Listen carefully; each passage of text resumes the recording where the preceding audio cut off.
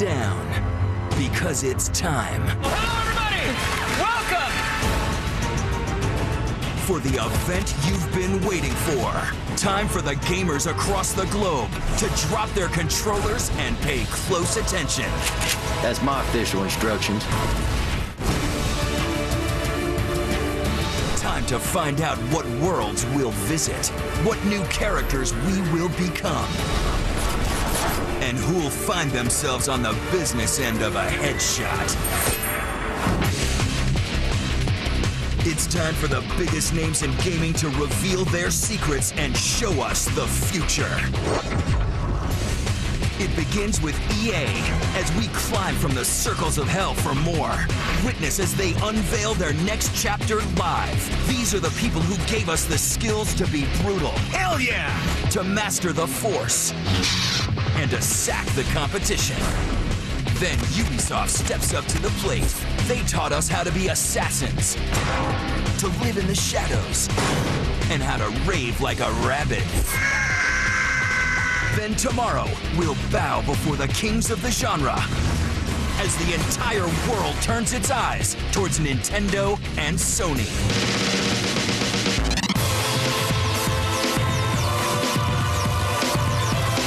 The time has come.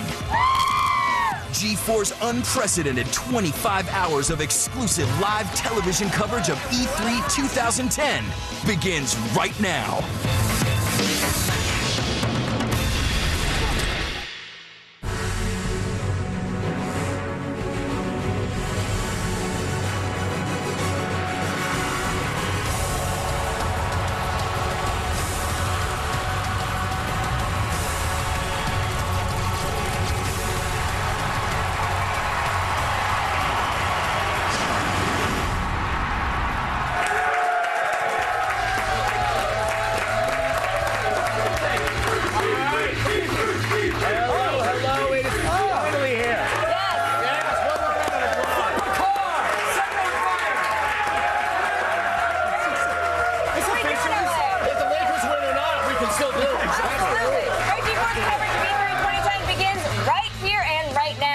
In case you couldn't tell by the rabid chanting, this is like our Super Bowl or our maybe our World Cup. I'll take that. Do we have any vuvuzelas?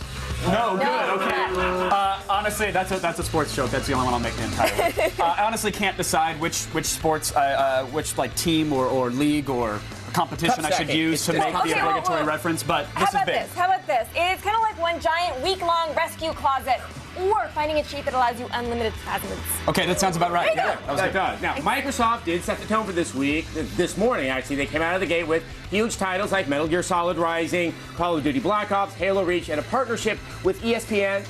Yeah, I think it's pretty major. Yeah, I mean, the implications for IPTV and interacting with TV on your Xbox, that's pretty big. But it's not so much ESPN in and of itself, it's what that means they're moving to. Right, exactly. And now Xbox users will have thousands of on-demand sporting events and games at their fingertips, free for Xbox Live subscribers, and of course everything is Kinect compatible. Yes. Yes, so Kinect, you can yell at your course. Xbox. Kinect is the new name for Project Natal. Correct. Not with a C, with a K, With like a K. kinetic, but spelled kind of wrong. Like the Because cool you kids can't would do it. trademark it otherwise. So of course you have replay features, you have stats, you have trivia questions, and again the ability to scream at your television and it will react to you. Wait, I already do that. Yeah. Now I was going to listen. You say Xbox. You can also tell it what team you're rooting for, tell them how many people are watching or to root with you. These are little features, but people are going to find them interesting. Or against you. Yeah. If you're a sadist. Absolutely. Like myself. Look, whatever you want to compare it to, it's the gaming event of the year, and we are ready to serve up every succulent, juicy morsel of it. So let's get into it. All right. We've got demos for you folks, live demos, including an exclusive look at Hunted, the Demon's Sword, which has sort of been dubbed Gears of Warcraft, which is not a bad dubbing to have at all. And later on, we'll shine our spotlight on Electronic Arts live and commercial free. Blew us away with a trailer for Star Wars: The Old Republic, and there's going to be more Jedi action this year, too. Then it's time for Ubisoft to take the stage. They've got some heavy artillery in their arsenal. They're going to unveil the latest Tom Clancy game, Ghost Recon Future Soldier. And we'll bring it all to you as it happens. And of course, totally commercial free. Absolutely. You said arsenal. Yeah, now you did too. All right, let's start it off with everyone's favorite web slinger. It's Spider-Man Shattered Dimensions, where players get to see what the iconic hero would be like in different time periods. God bless alternate dimensions. Adam's got our first exclusive hands-on look.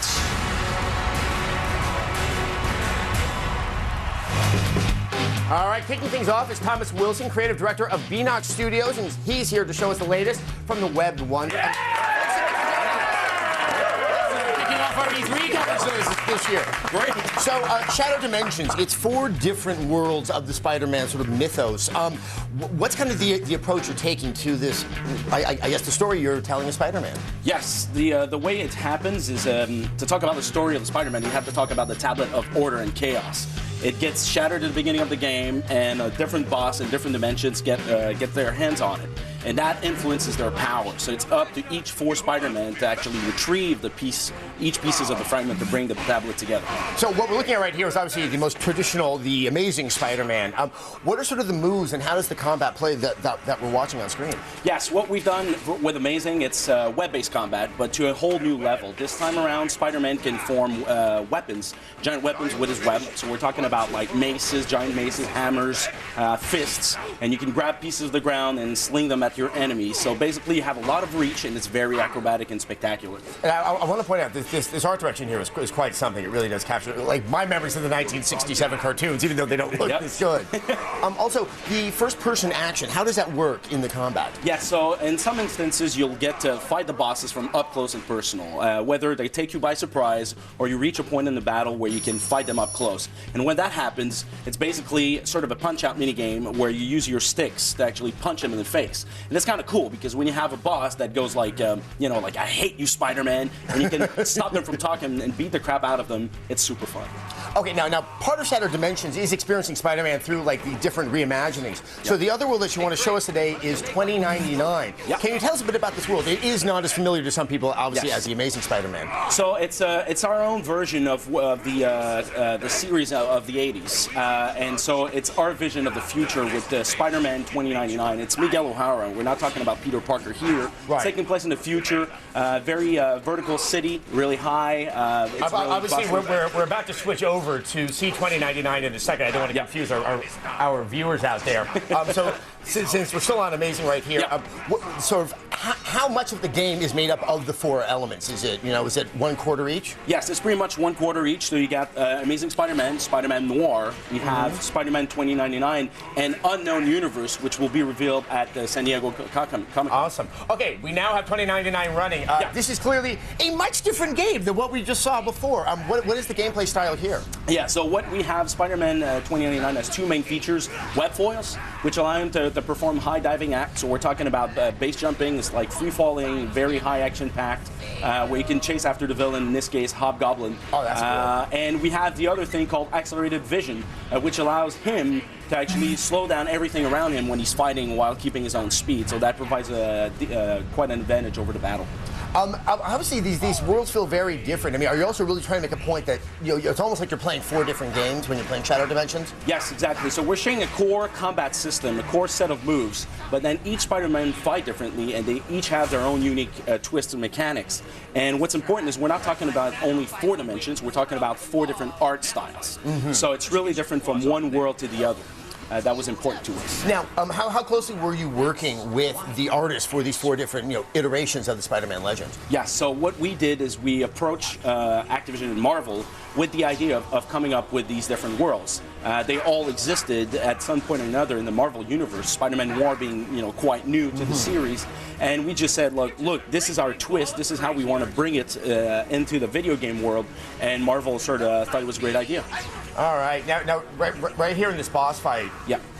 I assume you're using a lock-on. That's always been one of the biggest challenges in the Spider-Man games is the camera kind of going off wildly. Yeah. How are you trying to combat that? I guess that's the developer's enemy. Yeah. So what we do is we have what we call a lock-on system with it's a defensive stance. It's actually a move you're using to be locking on the enemy as well as being able to dodge or evade the attacks that are coming at you. So it's quite useful. In this case, we're fighting Hobgoblin, and it's up to the player to actually grab the bombs he's throwing at you to send them back to him. Well, you know what? I think you did it. I think this is a Spider-Man game many fans out there have been waiting to play. Thank you so much for stopping by and inaugurating our E3 coverage. We're back. send it back over to Morgan. Thanks, Adam. All right, here is an E3 fun fact. The expo is older than many of our viewers. And while I let that depressing fact sink in, let's look at the state of gaming's biggest event.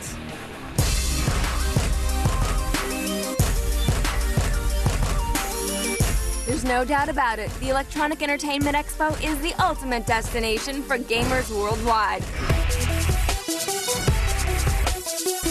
Every year, tens of thousands of journalists swarm the Los Angeles Convention Center to check out the latest and greatest video games from the world's top developers. Not everyone can get inside. To see what happens at this year's show, you'll either need the proper industry credentials or have your TV tuned to G4. The history of E3 goes way back to 1995, when the Entertainment Software Association decided to start a trade show just for the video game industry. The first E3 featured the surprise early release of the Sega Saturn, and details on a certain piece of hardware called the PlayStation. You may have heard of it. Over the years, the show gained a lot of momentum, and the lure of playing games before they came out was pretty irresistible. Access to the show became a very hot commodity among hardcore gamers. In fact, the show grew to such a large degree that by 2006, some attendees and exhibitors complained that industry insiders couldn't get any actual business done at the show. In response to this, the ESA transformed it into a smaller, more intimate event, which was spread between hotels in Santa Monica as well as an airport hangar. This was widely considered the worst idea ever, and in 2009, E3 was wisely restored to its full glory at the LA Convention Center. Paul McCartney and Ringo Starr. This year's show promises to be one for the record books. Over 40,000 attendees from 60 different countries will be on hand to witness game-changing announcements and blockbuster new titles. Stay tuned to G4 to witness E3 in all of its full glory.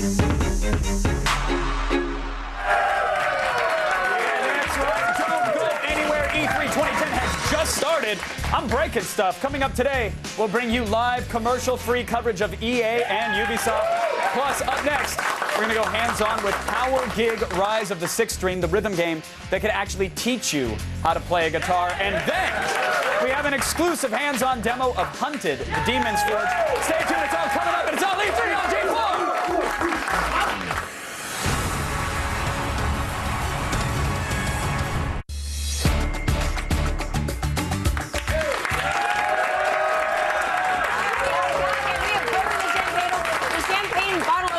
E3, so it's time to see what you guys are twittering about. Yes, let's go to the old wall. Radiac says, what sort of awesome games do you think Nintendo will be releasing for the Wii? I don't know, I hope they copy Microsoft and do a bunch of sports games. That'd be dope. Well, I think it would be very surprising if we did not see a Zelda. And there's been a lot of rumors about Pikmin 3, and so we're going to see if we're actually going to see Pikmin 3 on the stage Nintendo, because that would be the most awesome thing that ever happened to the universe. And then I'm also really excited to see Golden Sun for the DS. That's going to be a big press conference if you get all 3 wishes approved tomorrow. So it could happen, because I got none this morning from Microsoft, so I could get one from Nintendo. Exactly. Right? Let's go back to the old wall here. What do we have here? What's your personal favorite feature of Kinect or favorite game shown that uses the technology? Oh, it's so hard to choose because I can't think of one. Yeah, it's hard on the game side to pick the lesser of the casual evils, but I think the ability to interface with your Xbox to select items and navigate around the system, that's kind of cool. That does interest me on the Kinect side If it works, but sometimes I feel like it's going to be easier to just pick up your controller and scroll through, because sometimes like with the Wii, you're like, oh God, I got to find that thing, and now it's thinking I'm over there. I mean, we'll see how it works. Someone in the room is going to yell for the chips, and it's going to turn on Netflix, and that is going to start fights. And then it's going to tweet about Netflix, right, exactly. and tweet about how you were watching Hey, I heard you were talking about chips. Update your Facebook. No, just play a game. Run in place. Hey, remember, use the hashtag E3 on G4 if you want your tweets to show up in this fancy, fancy wall right here. All right, if you play drums in Rock Band, you could conceivably, learn how to play drums in real life, but if you master Guitar Hero, you're going to be really awesome at playing Simon. Yeah, that's about it. Abby Heppy actually checked out Power Gig Rise of Sixth String. This is a game that promises to give you actual strumming skills.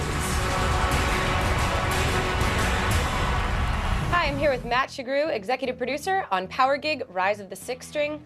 Matt, thank you for joining me. Oh, thanks for having me. To start, I just wanted to ask, what's the philosophy that you guys are bringing to the music game? Well, we want to bring an authentic experience to this genre. We have obviously a real electric guitar, and our approach with the drums also gives you a really natural experience when you're playing the game. So with the guitar peripheral, you have the ability to push down the string lock and play it as a real guitar. How is that integrated into the gameplay? So there are two ways to play the game. One is regular beat matching, which is with the string lock up. It's pretty standard beat matching to be familiar to everybody who plays those games. Also, we have what's called a chording mode that allows you to learn actual power chords from the songs in the game. So you can, within the context of beat matching, you can learn the actual chord progressions and then play them offline in real guitar mode. Awesome.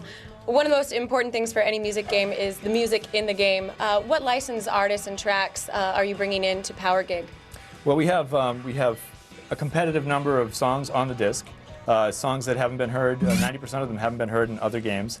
And we also have exclusive artists, and we're happy to announce them. They are Kid Rock, Dave Matthews Band, and the iconic Eric Clapton. But what's your favorite feature about Power Gig? Well, I actually play piano, and for me, playing the guitar for real has been very difficult. We've had guys in our office who are expert guitar teachers as well as players try to teach me. It's been kind of hopeless, but I can put in the time with this and have fun, and I'm actually getting some of the basic skills. So that's the coolest part for me. As far as gameplay modes, what modes can we expect to see in the game? Well, we have quick play mode, which is jump in with two of your friends and just play through a set list. We also have adventure mode, which lets you play through a rock and roll adventure with two friends, and it takes you through a whole story that takes hours of gameplay. So today is the first day that we're seeing the drums, and to me right now they look like they work on magic. So can you explain a little bit about how they work? Sure. There are electronics in both the sticks and in the bass unit, and that allows us to to trigger the inputs with a very natural drum swing. How high could I actually be up from the drum kit? Well, it's pretty adjustable based on how comfortable you are being a certain distance from the unit. It has legs that are included with it. If you want to raise it up a little bit and get the LEDs that light up when you swing into your peripheral vision, you can do that. So for someone that's played other music games, is it going to be easy to pick up and play this one, or what concessions have you made for people very familiar with the genre? We know that there are a lot of players out there, and we want to attract those players to our platform. So we've made it as easy as possible. It's a very smooth transition from one of those games to this game. And this guitar will work with other games as well? It does. It's completely cross-compatible, and the Airstrike drum as well. Very nice. All right, so when can I pick up the game, and what systems can I play it on? It'll be out in October. It'll be on the Xbox 360 and the PS3. Awesome. Thank you so much for joining me. The game looks really cool. Thanks. Back to you guys.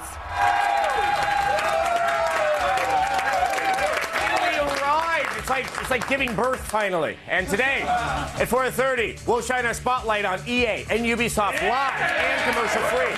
Then tomorrow morning at 11:30, Nintendo and Sony strut their stuff, and at 5 p.m. the entire G4 team kicks into high gear live from the E3 floor. And if you want extended coverage, watch G4TV.com's feedback at 9:30. Then at 6 p.m. on Wednesday, because it ain't over. No, it ain't over. And Thursday, Wednesday and Thursday, we're going to continue our floor coverage. So check out G4TV.com/E3 for details and a full schedule, or just never turn the TV off. We've just scratched the surface of our live coverage of E3 2010, but I need you to be very, very quiet, because in just a few moments, we're going hands-on with the game, Hunted. Yeah!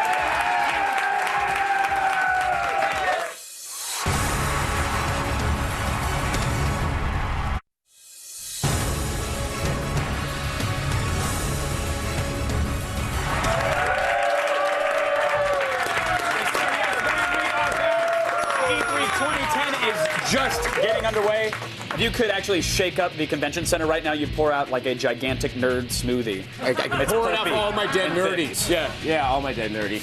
Since this is our gaming new year, let's look at the past before we plunge into our future. Yes, now as long as I don't have to make any resolutions, I'm fine with that. So let's take a nostalgic look at the 5 most shocking moments in E3 history. Microsoft Press Conference 2009.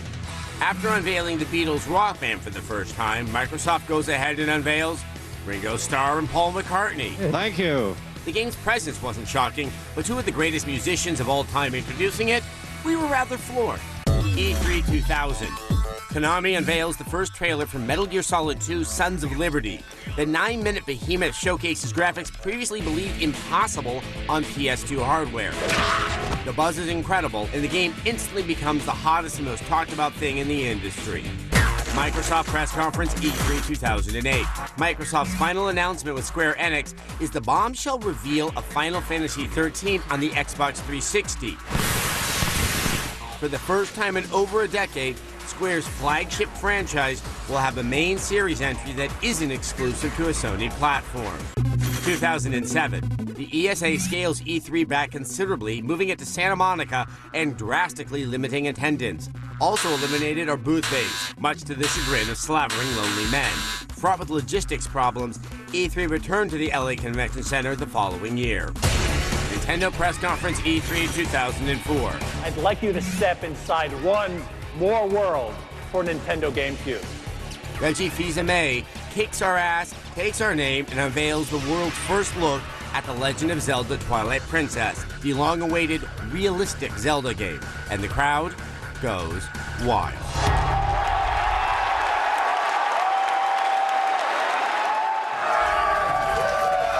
Oh, realistic Zelda. You still have a fairy named Tingle. All right. Here's Morgan and Kevin with a G4 exclusive hands-on demo of Hunted, the Demon's Forge. And I'm here with Matt Finley, president of In Exile Entertainment. Thank you so much for joining us today. All right, this game has been described as Gears of Warcraft, which is awesome, but do you think that's a fair description? Do you get mad that people mash up your game with one highly successful franchise with another incredibly highly successful franchise? It's horrible. It must be really rough on you guys. We take it as a compliment, you know. Yeah. I think we love both those franchise, and you know, basing our game as a modern cover-based action game, being compared to Gears of War is not the worst thing that could happen to you. And you know, set as a dark fantasy game, Warcraft is the king of that genre, so Absolutely. We'll take it. And you guys, there's two main characters that anybody can control for two very distinct fighting styles, right? Exactly, yeah. The two main characters are Alora and Caddoc. Alora is the huntress. She's the master of the bow. She also has limited melee abilities, but Caddoc, he's the melee master, and all of his special skills and ability will be on his melee skill. They both also have a magic ability, and they're about equal in that. Oh, that's good. So it's like if I play the tank, which I like to in games, I'm not completely screwed when it comes time to start shooting missiles at ranged enemies. And he still also has a crossbow. Each of the characters in their lesser ability does have the ability still to do it. And is it something where you pick the character in the beginning of the game and then that's what you're going to be playing for the rest of your life? Yeah, no, because the characters have such distinct play styles and it's such a different experience playing as one character versus the other, we set it up so that at every single checkpoint in the game, you can actually swap characters if you want to. So you can play as Alora for a while and then switch over and play as Caddoc. Very cool. And you would think that, you know, Caddoc he's the tank, he's the aggro one. Clearly, he's going to have the emotional issues. But she actually does in this game, right? Yeah, you know, when we design their personalities, we kind of cast them against type a little bit. Alora, while she is the more elegant of the two, she's the bloodthirsty one. She's always the one running in, kill first, ask questions later. Caddoc is a little bit more reserved, a little bit cautious, a little more thinking. And why are they storming all these areas and slaying all these skeletons? What is the story going on? Well, first of all, they're obviously evil. They're walking skeletons. You don't know. He hasn't asked a single skeleton a question. They could be very nice. No, when in doubt, kill the skeletons. I think is a good policy. You know, they start off the game and they're just traveling adventurers. They're just, you know, in it for a buck and kind of roaming from town to town looking for the next adventure. And they kind of get wrapped up into a much deeper and darker storyline, and their motivations definitely change throughout the course of the game. And what are some of the spells and abilities they're going to use? Wow. Okay, so each of the characters. Let me list all 700 of them. No, each character has different skills and abilities that go on their strength skill. So Alora, being the master of the bow, she gains abilities like the ice arrow, where she can shoot it and freeze enemies in place, and then Caddoc can strike them down. All of our abilities were designed with this co-op in mind, so they have a way for the spells to work together.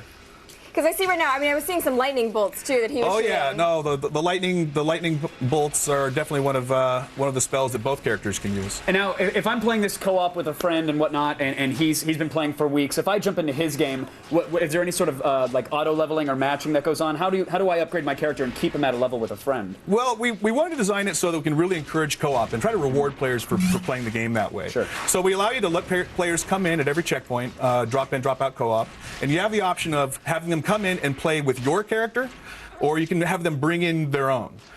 So as you're playing through the game, you're finding these crystals, and you use these crystals to unlock all the spells and abilities. After we're done playing our co-op experience, I can then go back to my single-player game and take all those crystals I found with me and power up my own character. There's not two completely separate characters for each game. By the way, I've been looking at it, and I haven't mentioned the entire time. Yeah. It's gorgeous. Yeah, like it looks really damn good. Yeah, you know, we're using the Unreal Engine 3, and we've been using it for a very long time, and we're very proud of how it looks.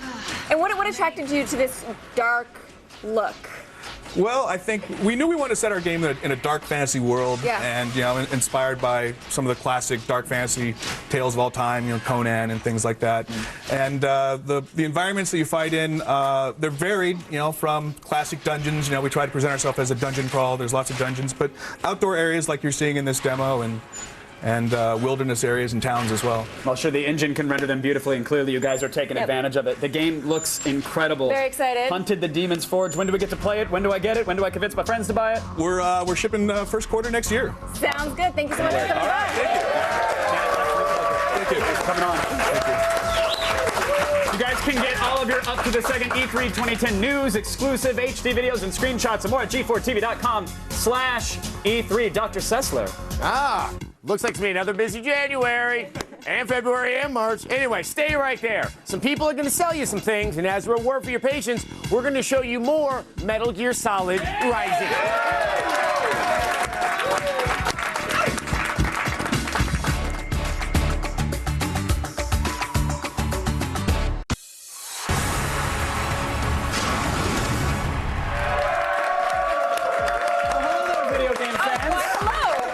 G4's live coverage of E3 2010. Now, earlier, Microsoft unleashed their lineup to a packed house. Absolutely, and here is the latest from the mind of Hideo Kojima, Metal Gear Solid Rising.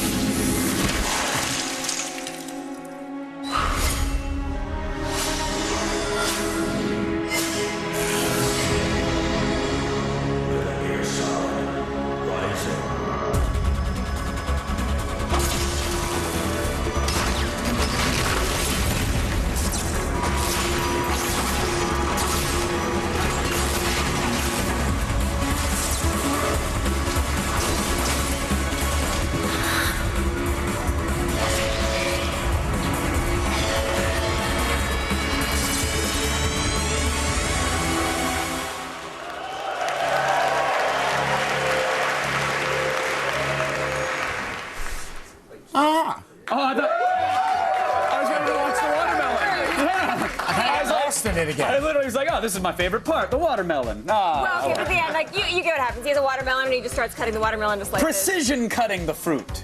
It's a Kojima trailer. And there's like always a good 25 seconds of, wow, that joke won't end. Yeah, we have it online. You can definitely go watch it there if you want to see all the fruit cutting. But that is, of course, Metal Gear Solid Rising. A different take on the genre, not firearms oriented. You're definitely getting in there ninja-like with a sword. Why do I still feel like I'm going to be sneaking, though? A little bit. You probably will sneak. I'm going to be sneaking and waiting for my health to regenerate. I mean, it's okay. It's fine. Now, given that you can sort of take down rafters, you know, these objects there that you would expect to cut with a sword, A, it's really cool, but it does open up some of the strategic gameplay of how you can take out enemies, not necessarily by cutting them in half, but by, you know, taking out their supports. A certain angle, maybe, that certain enemies are going to be vulnerable to, and you're going to have to be able to hit that angle, hopefully, with the analog stick. Right. Well, there's an enemy hiding behind a van. I know. I'll cut the van in half and then cut him in half and take his innards and absorb them. To Morgan's point, one could see how motion control for both the move and, you know, connect. I mean, I'm trying to get used to saying that. It could be applicable. Do you think they're actually going to go that way? I don't know. I mean, the gauge on screen as to where you're selecting how you're going to precisely swipe, that looks very analog stick to me. But then again, we know the move is going to have an analog nub add-on. And with the Kinect, maybe I wave or say Xbox, cut entrails. And then it does it. You know? That's got to be it. I feel like, though, Kojima is somebody who could say, yeah, it's not going to happen. Yes, he is. You know? And Kojima, please say that. Please say that. Now, I think one other thing worth noting is it was after this presentation at the Microsoft press conference that they said everything else you're going to see is only for the Xbox 360. Correct. Implication there, this will also be on the PS3. The announcement last year was only to say that there would be a Metal Gear game on 360. Absolutely. Right. All right, of course, I know what games I'm excited about this year, but what about you guys? We sent our Scion Mobile Studio to find out what our viewers are frothing at the mouth over. I hope they wipe the interior down after. I hope E3 is finally here, and we're hitting the streets in our fully loaded G4's Scion Mobile Studio to find out which titles you can't wait to get your greedy little hands on. E3's coming up, a whole lot of games coming up. This is the year of threes. Gears of War 3. We need some females in this game, man. Some nice hot broads to just blow up. You seen the trailer yet? What are those things coming out of the ground? Everybody has to watch out now. Love the chainsaw melees. I can't wait for this game, man. That's for you, Cliff. I love the music games. Rock Band 3, it's so exciting. We're finally going to have keyboard. I'm super stoked playing Fable 3. I mean, that game's going to be crazy. You can start touching people and have interactions with them. The fact that you can actually just drag somebody with your hands. That's going to change everything.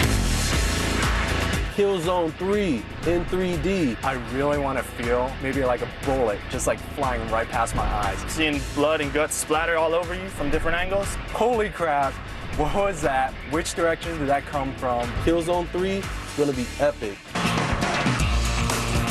Direct from our G4's Scion Mobile Studio to your television, this year's lineup has got fans ready for action, and it's going down right now at E3. All right, still to come at 4:30, and that's Eastern. Yes. We're going to shine our bright and glorious spotlight on EA and Ubisoft live and commercial-free. And tomorrow morning at 11:30 a.m., Sony and Nintendo reveal their deepest, darkest secrets. They're sexy. Not really. Okay, at 5 p.m., the entire G4 team kicks into high gear live from the E3 floor. Then, if you want extended coverage, G4TV.com's feedback has what you crave at 9:30. And if that wasn't enough, which it isn't, at 6 p.m. on Wednesday and Thursday, we'll continue our floor coverage. All right, coming up, everybody, we're going to immerse ourselves in the world of Witcher 2 and see if it has consequences later this afternoon. You don't want to miss it. Stick around, everybody. E3 2010 Live is brought to you by Scion, driven by personalization. Scion, what moves you?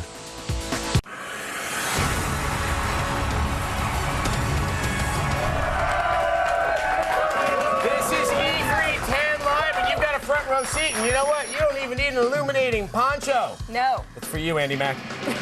Gerald is back and bring up more concoctions for RPG players everywhere. Kevin is about to go hands-on with an exclusive look at Witcher 2. All right, everybody, I'm here with Tom Gopp, senior producer at CD Projekt Red. Tom, welcome to the old show here. How are you? Fine, thanks. All right, Witcher 2, Assassins of Kings. The first Witcher title was based off of, you guys were using a BioWare engine, right? And heavily modified. I mean, people know it looked gorgeous. I'd say 80% of that has been rewritten. So you just went ahead and rewrote the extra 20. You guys have proprietary for Witcher 2, No, we did right? our own. It's we your own engine, sat down and wrote everything from scratch. It's solely our own engine right now. And so what has that allowed you to do? What are we seeing in the game world that has, that going with your own technology has enabled you guys? Well, it's all about RPG. We really wanted to do a lot of stuff, and we've seen that people like hardcore RPGs, really ones that tell the story, so we wanted to extend on that. So we rewrote most of the things. Of course, we also rewrote like the renderer, but the major thing was the tool set, the tools for writing, for telling the story, non-linear one, dialogues, cutscenes, communities, a lot of stuff. Okay, so speaking of story, I mean, this is an RPG, so the story is key. Bring us up to speed. What is happening in the world of The Witcher? You already know probably that it's been based on the books written by Polish fantasy, dark fantasy. Not really everything is good or bad, morally not questionable. shiny vampire fantasy, but not this serious time. blood Not on the this screen time. fantasy, right? Yeah, but what we wanted to do is we got the feedback from the first game, and we wanted to enhance the scale of the happenings. Like right now, it's not only a closed thing inside one kingdom. It's like more of a scale. Few kings are in danger. There are assassinations of them. A lot of wider scale in terms of terrain, but there's also a larger scale in terms of emotions. We're digging deeper into what happened to Geralt. In the first game, he pretty much forgot everything about when he came back after some time after Right, you the start off book. with a fresh slate and try to figure it all out. Yeah, and now we're getting. We think it's time for his memory to get back to him. So it's basically. But that's kind of you to give it back. Now, what other sort of fan feedback did you get from the first title that you're implementing in Witcher 2? Oh, of course, we wanted to re-implement or improve some of the things that people love, like the story, like the way we tell it, but also wanted to improve and change things that people complained about. Some of the people complained about combat being not too intuitive, so we ditched the time-based clicking sequences. Right now it's more freedom, it's smoother. You got a lot of things you can do at any time. You can mix magic sword, you can mix alchemy, whatever you want. And just mix them up on the fly. So on the fly, you don't have to carry out a sequence to the very end. You can break anywhere you want and get back to it. And now what about allies in the game? Do they play a bigger role this time around? I'd say so, yeah. Of course, it's not like you control them totally. You don't order your friends in the battlefield, but they are story-driven.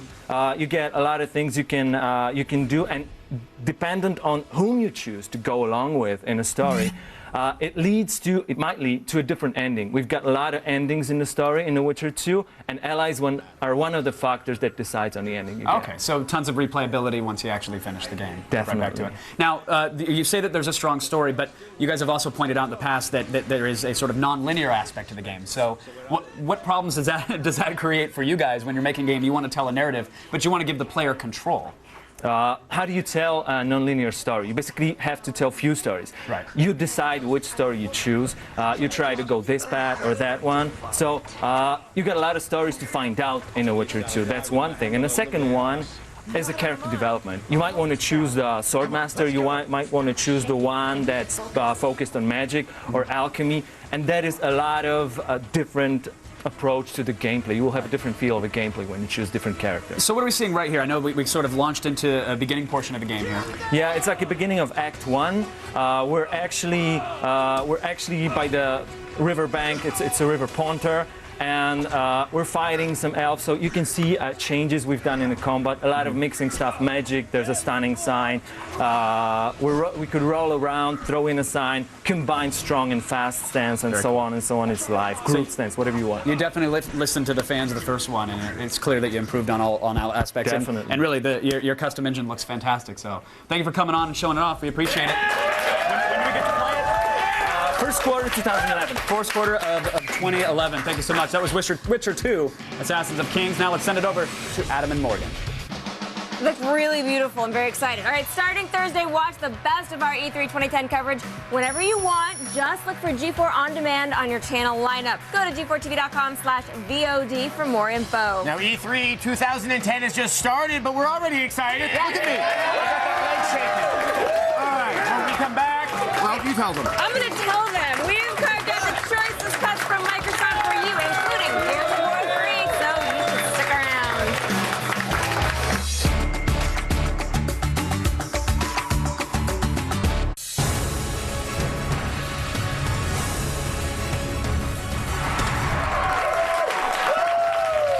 All right, we are back with more of the biggest gaming event of the year, E3 2010. 2010. Now let's take another look at what Microsoft unveiled this morning. Right, here's Gears of War 3.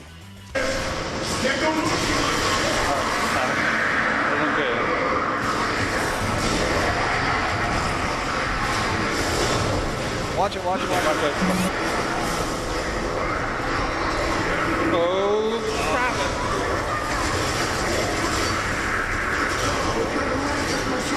Get away, get away.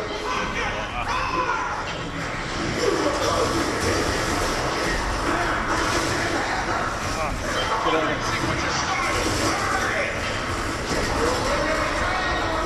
Watch it. Yep. Go. Yeah, go.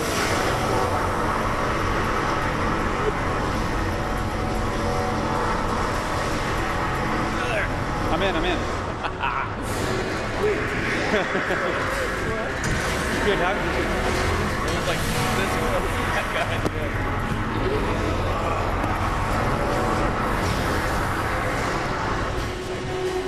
Did we fry that bitch?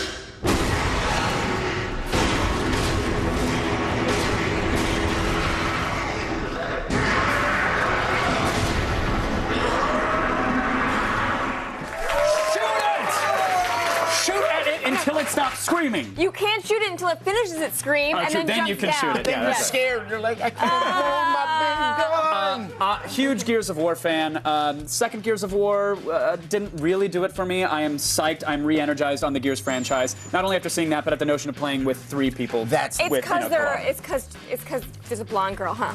Yeah, that's pretty much what did it for me. No, the ability to play at my alter ego. No, yeah. I mean, I love that they've been hyping these women, and like, okay, but that's cool, but like, doesn't change the gameplay at all. No, but 4-player co-op does. I'm excited for that. And we saw some cool stuff in there. We saw some gun swapping. He was like, "Oh, I'm out of ammo. Give me something," and they were exchanging weapons. And the huge worms that came out. Yeah. I know that you guys were not as fond of 2. I like 2 because I like monsters, and what I'm seeing here is more monsters. This feeds my kind of like strange, pre-adolescent mind that saw scary things everywhere. Right. And like, the stuff we saw in that demo. And your fan fiction of being inside of monsters as well, with the chainsaw, yeah. I know that was always your dream. That was one of my least favorite parts. To be inside of a worm, I've always wondered what the inside of a giant worm was going to look like. And you know what? Very squishy. And now you know. Cliffy also teased another game mode called Beast, which he said they're going to show off at their booth. We immediately went, does that mean we get to play as that giant beast and then all of our friends are trying to kill us? Yeah, which I think would be a lot of fun. They've tried that so many times with the AVP games and never succeeded. I have all the confidence in the world. I feel like that they're going to be that's able to make that happen. Epic can make that happen. Absolutely. All right, well, of course, that was Gears of War 3, and we have all sorts of coverage of that coming up in the next few days. But one thing they also announced at the press conference was a partnership with ESPN. Yes, we're going to take a look at that. Yes, here it is. You can see, again, all the best of E3 2010. The clips anytime are on our website, but check out the old ESPN narrative.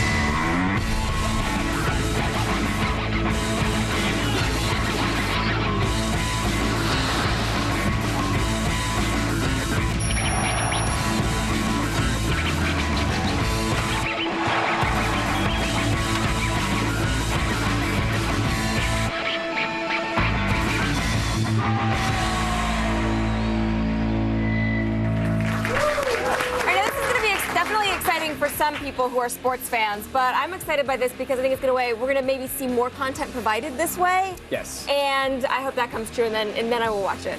Well, they showed some DVR functionality as well when they did a replay of a particular play in a football game. And Adam and I immediately reacted, well, is this off the hard drive? Is this coming off of the cloud? Where is this coming from? So there could be, again, huge implications for IPTV, which Microsoft promised years ago on the 360. Now it was even hinted at on the Xbox, to be fair. Yeah, no, it was. And now it seems to finally be coming to fruition. But Morgan, do you think people will be watching college sports on their Xbox and interacting? And What I do like about it is that it's actually free for Xbox Live Gold members. So this is going to be something people have anyway. I use Netflix a lot because I already had Netflix and I already have a gold membership. I think people are actually going to use it a lot. It probably isn't a coincidence that we're also seeing the new Xbox Slim with the larger hard drive at this time, because if you are going to want DVR functionality, or maybe you could even pre-buffer a game that you're going to want to watch in the future, it would be great if that were available to you. Right. And as you said, if it's free to people with the Xbox Live Gold membership, that kind of requires you to have a hard drive. So I think currently right now, this is something for that type of install base. Right. And I know I'm going to use it occasionally if people come over and they want to watch a game, or if I have to watch, like a Cal Bears game. Outside of yelling at my TV, I mean, yeah, for college basketball and football, where you can't always get the games, like if you went to Ohio and you live in somewhere that isn't Ohio, it's really tough to get the game. But in terms of the DVR, I mean, it is so it's like a TiVo that I yell at. You know? Right. It is. Yeah, I'm excited for the interactivity, the ability to answer polls and good stuff like that. You do love a good poll. I do. Oh. I do. I can take the pulse of everybody. Now, can the cult of Mac, that's Apple, translate into big money in video games? We're going to take a bite out of Apple in just a minute. See what I did there? That's a pun. I got it. That's what the clever guys do with the biz. I think you should maybe try a new one. Yeah, you're right. We'll take a bite out of Apple. Still not feeling it. Maybe I do in the funny ones? No. Bite out of Apple. Just do the commercial thing.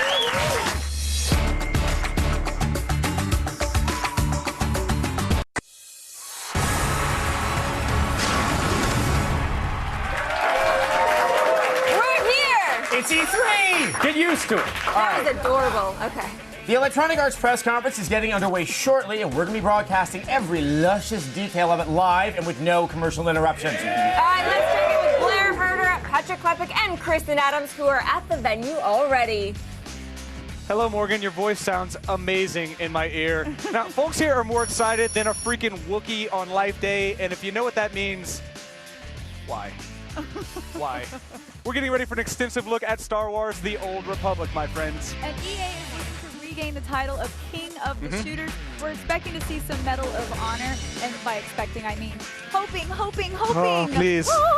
Patrick, what are you looking forward to? No, I love aliens. I think we all have aliens. I want more Dead Space 2, so just show me whatever you have of Dead Space 2, and I'll be a very happy man. Little known fact about Patrick, he owns over 17 nightlights and uses them for this game right here. Aliens, and I think we can all understand that. That's really sweet. Clearly the most adorable person up here on this balcony. Guys, the whole thing beams into your living room live and commercial free. Do not go anywhere. Back to you in studio. Thank you so much, guys. I'm not going out. You know, with Patrick, one more E3, and I'm getting him some sleeves. There are a million games in the Naked City, And Apple's hoping the ones you play are theirs. can Apple conquer the game industry? That's the big question everyone's asking at this year's E3. When the original iPhone came out a few years ago, it didn't include any games, but all that changed with the 2008 launch of the App Store and Software Development Kit, which allowed designers to easily sell their creation. In the last couple of years, the number of games on the iPhone has exploded. There are over 30,000 currently available in the App Store. With the launch of the iPad in April and the upcoming iPhone 4, Apple is poised to sell even more games. This May brought the launch of Valve's downloadable game service to Mac computers. Over 50 games were available for the release, and the introduction of the service brought Apple some much-needed credibility in the PC game market. But experts say that Apple is not looking to dominate the hardcore gaming sector like Microsoft and Sony. The titles available for your iPad and iPhone are mostly simple, casual games designed for quick playtime. Many agree that Apple is carving out a brand new audience that previously hadn't spent money on gaming, much like Nintendo did with its very popular Wii. But that doesn't mean Nintendo and Sony are safe just yet. According to market analytics company Flurry, in 2008, iPhone game sales accounted for 5% of the handheld market, while PSP had 20 and Nintendo DS had 75.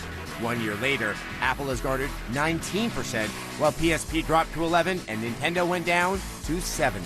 And with the accessibility of the App Store, it's not hard to imagine that Apple will continue to grow its foothold in gaming. Apple may not conquer the game industry, but if this trend continues, it won't be leaving the marketplace anytime soon. So, who here actually believes that the iPhone poses a real threat to the rest of portable gaming? Oh, Kevin! I'm sorry, I was just going for one of them visual commentaries? I was going for 3 stars and Angry Birds again, so if you'll excuse me.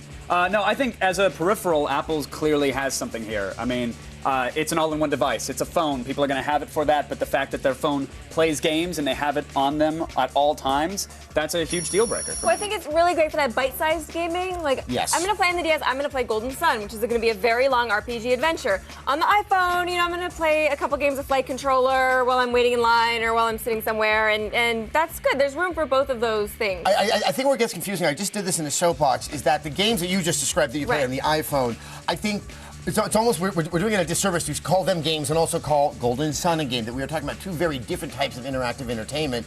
Apple's honing in on one, but I don't think it's ever going to really move into the same turf of a more deep, rich gameplay experience. Oh, I think it will at some point. I mean, if you look at how publishers like EA have committed to the platform, how they're trying to port their franchises over, it's only a matter of time before the games themselves get a little bit more robust and larger on the platform. And you can't forget the ability to purchase games anywhere at any time for $1 a pop, $5 a pop, even $10. Those drunk impulse purchases, and that's you're like $5.99. Yeah.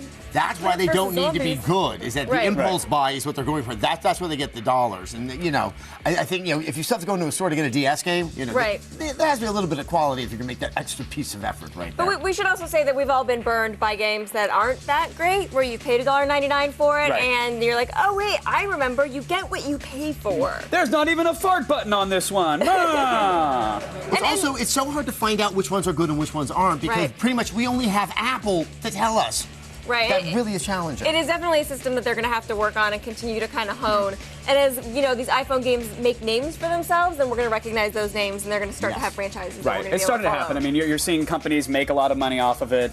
Clearly, consumers are buying more iPhones, each and every day. So it's going to be an interesting war, but I do think Apple is in a good position to take a bite out of anybody else. I know. I'm never like, how many things should I take? Should I take my DS and my PSP and my phone?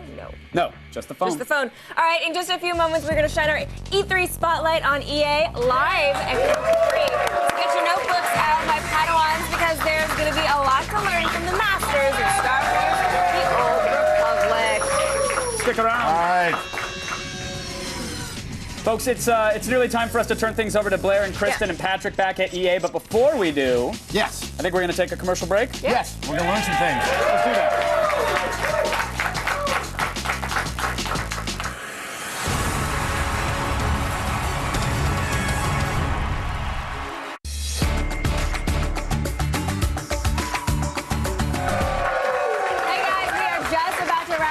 Here and turn everything over to the very capable EA crew. Yes, but before we do, it's time for yet another hands-on demo. Folks, here is an exclusive look at Homefront. All right, please welcome David Votipka. He's the general manager of Chaos Studios, and you're also the design director, correct? Good. So Homefront, this is an interesting story. It kind of boils down to, hey, you got some North Korea in my America. How do we get it out? What is the series of events where North Korea invades the U.S.? Yeah, we've actually spent a good amount of time laying out that backstory, but we're really focused more on what it's like to experience the occupation of America, and that's really what Homefront's about. It's, there is an invasion, it's a partial occupation. They control San Francisco, key areas of the western United States, but really what we want players to experience is if the U.S. was occupied, what would it be like? And not just from a combat perspective, but from the human cost. How would the world be transformed? One of the key phrases we use is the familiar has become alien. So like suburbs, places we grew up, raised our kids, shop, the things that are part of our everyday lives, how are they transformed by this? And that's what we want players to experience. Now, are you playing the game as proper military? I assume there's like sort of a rebel resistance to the occupation. How does your character fall into these big events? Yeah, you are actually part of a civilian. Civilians turn freedom fighters. Civilian turn resistance. So you're always outgunned. You're outnumbered. You don't have as great equipment as the military does, and it's very much like guerrilla tactics. Get in, get out, achieve your objective.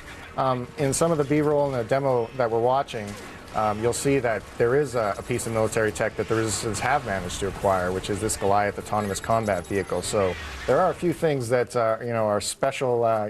It is still near future, so you can play around with some ideas of weapons. Now, the external weaponry, how do you incorporate that into the game?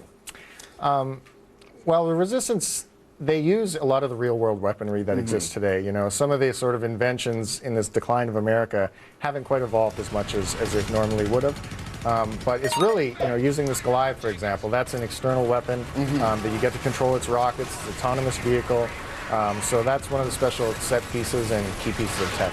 So the type of combat that you engage in, obviously it looks a little bit fierce, it's up close and personal, but are you kind of a lone gunman, or are you kind of staying with another group of people throughout most of the game? You're always with your squad, actually. Okay, and each squad has a very distinct personality, their own weapon types, and it's very much about, it's a resistance squad, but it's also, earlier in the game you'll see sort of where they live, where their families are, places that you have to protect.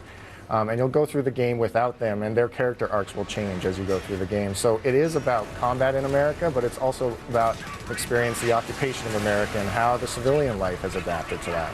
Now, who exactly are the enemies in the game? I assume some of them are North Korean, but I mean, does this take place a ways after the occupation or right at the beginning of it? It does. So North Korea, basically over the next 20 years, evolves. They unify with South Korea. Japan gets into the fold. Some of the Southeastern Asian nations become part of that federation, that republic. But once the game kicks off, we're actually in the year 2027, and the EMP that goes off and just destroys the American electronic grid and really sort of opens the door for this partial occupation. The game kicks off 2 years into that, so you get to see what America's been like for those 2 years. Now, what part of this game do you think is going to impress gamers the most? Because one thing I was going to point out, it's very good looking as well. Thanks, yeah. Really, Homefront revolves heavily around its premise, you know, and I think, you know, there's so many shooters out there and gamers wondering, well, why should I play this shooter? So my advice is, you know, does the experience of occupied America, does the experience and the idea of exploring that world appeal to you? And if the answer is yes, then Homefront will be very worth your while. I mean, it seems that you're, you know, on purpose trying to play with contemporary anxieties about sort of where America's status in the world is and where it might be sometime down the line. Mm-hmm. A lot of it comes back to that familiar's become alien. Everything that we're familiar with today has been twisted by this occupation and this sort of collapse. And, you know, it just kind of tugs at you when you see things that really mean a lot to you or that you can identify with, and it's been twisted by this. So we want to make it as real world as possible, and you'll see, you know, real brands in the game. There's a Lumber Liquidators in there, right? And it's just like, all those elements have been twisted by this occupation, so that's something we really want to key off of. Sounds like a very, very interesting idea. I cannot wait to play it, but I think I may have to wait a little bit. When can we get our hands on Homefront? Early 2011. Early 2011. David, thank you so much for coming by. Thank you. Homefront, early 2011. It looks great. All right, guys, are you having fun over there? Absolutely. We're having a blasty. We're just sort of talking about some of our favorite and least favorite things so far. I thought we were talking about frozen yogurt. 100-calorie froyo is the best. But if we're talking about E3, Hunted is so far a big surprise to me. It was not on my radar until just today, and as we all know, I loves me some co-op. You do loves you some co-op. Yeah, a game almost that, as much as you loves you some polls. Some polls, yes. You know, you can't believe everything you read on the internet, but some things you can. But with Hunted, a game that looks that good, that seems to have those simple mechanics, but in-depth leveling based off items and loot grabbing. Like, I love that. I love raiding dungeons, and I love going at it. And it's dark fantasy. And you know what? It's weird. We haven't had that much dark fantasy lately. Right. A lot of our dark fantasy has not really taken itself that seriously, and it's nice. I don't know, I kind of like that old school serious dungeon crawler, so I'm excited for that too. Adam, what say you for best of E3 thus far? Or? Obviously, the most significant thing that is being kind of shown, revealed, discussed, talked about is Kinect. By the name of it, I'm not a big fan of that because it sounds like I'm saying it with the C-O-N-N-E-C-T. Right. Said it's this. It's a very strange name that they gave it, but I gotta say, there's two things that are standing out. It's not jumping out at me that there's something that much different than what the Wii has, and the fact that the games themselves seem to look very familiar to what we've seen on the Wii. There seems to be a paucity of imagination here, and more importantly, what I think has always worked for Nintendo, there's just a charm that they understand. Those Miis are kind of charming and they get you to smile, and it carries the simplistic gameplay, whereas here these avatars are just kind of, they're just kind of big-headed and scary. They're neither adult nor are they childish. So they're trying to skate that fine line between them, and I think that what happens is they really succeed on neither level.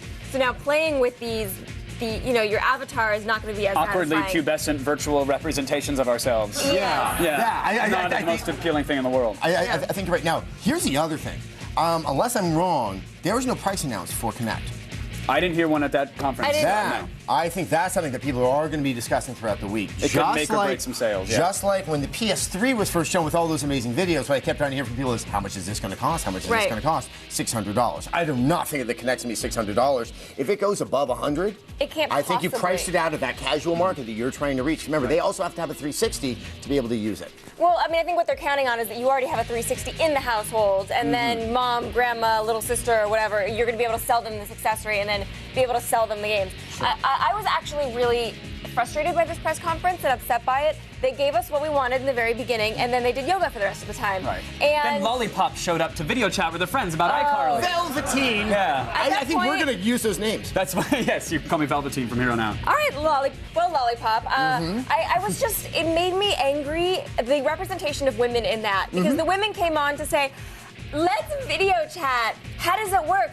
I don't know. It's kind of technical. Math is hard. Right. Like, really, like, don't talk down to me right at that point. That was incredibly frustrating. But they have a lot of features and... You know, I said, look, if you missed the Microsoft press conference, you could just fire up your DVR and see the Wii conference from 2008. Absolutely. And the Twitterverse exploded with some fangs and acid because they seem to believe it's magical and revolutionary like everything Apple does, but it's Microsoft in this case.